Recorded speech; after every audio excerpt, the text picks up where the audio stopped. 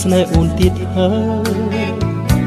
ឈប់នឹកអូនទៀតហើយអោខ្លួនអើយតើតស៊ូធ្វើអ្វីគេមិនអាណិតមិនប្រណីតាំងចិត្តថ្មីសាងជីវិតស្រោចស្រង់ដួងចិត្តដែលស្រពោនស្ទើរសូនព្រោះមិត្តរុំរិតវិបត្តិស្នេហ៍រឿងអាប់ហបអ៊ូអាប់រឿងឈឺចាប់កូនលោធ្វើឲ្យទ្រូងសៅមកឲ្យបងទឹកភ្នែកឥតហើយហែគ្រប់វេលា